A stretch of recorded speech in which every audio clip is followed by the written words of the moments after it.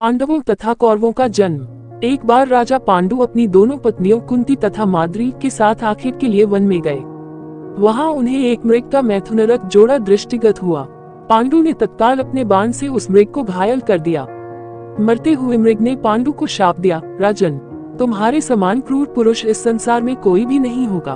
तूने मुझे मैथुन के समय बाण मारा है, अतः जब कभी भी तू मैथुनरत होगा तेरी मृत्यु हो जाएगी।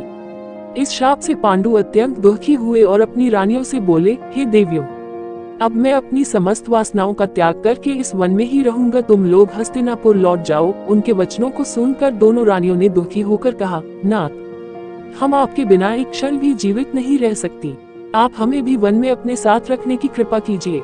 पांडु ने उनके अनुरोध को स्वीकार करके उन्हें वन में अपने साथ रहने की अनुमति दे दी। इसी दौरान राजा पांडु ने अमावस्या के दिन बड़े बड़े ऋषि मुनियों को ब्रह्मा जी के दर्शनों के लिए जाते हुए देखा। उन्होंने उन ऋषि मुनियों से स्वयं को साथ ले जाने का आग्रह किया। उनके इस आग्रह पर ऋषि मुनियों ने कहा, राजन, कोई भी निसंतान पुरुष ब्रह्मलोक जाने का अधिकारी नहीं हो सकता, अतः हम आपको अपने साथ ले जाने में असमर्थ हैं। ऋषि मुनियों की बात सुनकर पांडु अपनी पत्नी से बोले, हे कुंती, मेरा जन्म लेना ही वृथा हो रहा है, क्योंकि संतानहीन व्यक्ति पितृ ऋण, ऋषि ऋण, देव ऋण तथा मनुष्य ऋण से मुक्ति नहीं पा सकता। क्या तुम पुत्र प्राप्ति के लिए मेरी सहायता कर सकती हो? कुंती बोली, हे आर्यपुत्र, दुर्वासा ऋषि ने मुझे ऐसा मंत्र प्रदान किया है जिससे मैं किसी भी देवता का आह्वान करके मनोवांछित वस्तु प्राप्त कर सकती हूँ। आप आज्ञा करें, मैं किस देवता को बुलाऊं? इस पर पांडु ने धर्म को आमंत्रित करने का आदेश दिया। धर्म ने कुंती को पुत्र प्रदान किया जिसका नाम युधिष्ठिर रखा गया। कालांतर में पांडु ने कुंती को पुनः 2 बार वायुदेव तथा इंद्रदेव को आमंत्रित करने की आज्ञा दी। वायुदेव से भीम तथा इंद्र से अर्जुन की उत्पत्ति हुई।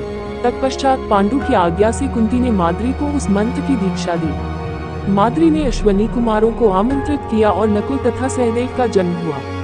एक दिन राजा पांडु माद्री के साथ वन में सरिता के तट पर भ्रमण कर रहे थे। वातावरण अत्यंत रमणीक था और शीतल मन सुगंधित वायु चल रही थी। सहसा वायु के झोंके से माद्री का वस्त्र उड़ गया। इससे पांडु का मन चंचल हो उठा और वे मैथुन में प्रवृत्त हुए ही थे कि शापवश उनकी मृत्यु हो गई। माद्री उनके साथ सती हो गई, किंतु पुत्रों के पालन पोषण के लिए कुंती हस्तिनापुर लौट आई। इधर युधिष्ठिर के जन्म होने पर धृतराष्ट्र की पत्नी गांधारी के हृदय में भी पुत्रवती होने की लालसा जागी। गांधारी ने वेदव्यास जी से पुत्रवती होने का वरदान प्राप्त कर लिया।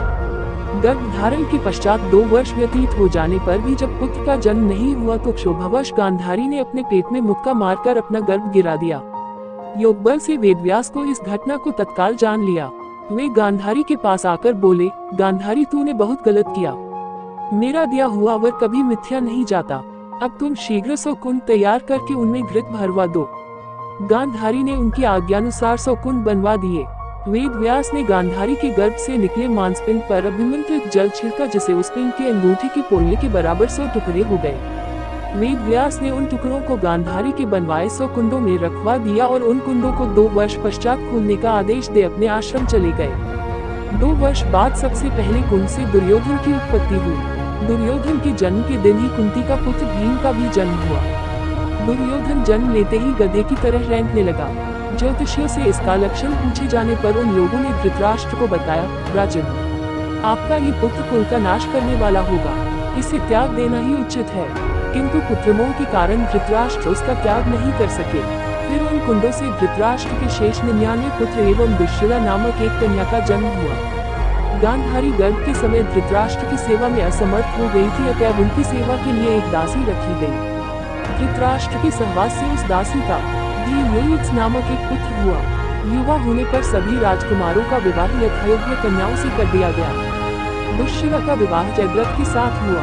इसी तरह की कथाएं सुनने के लिए like, share and subscribe my channel.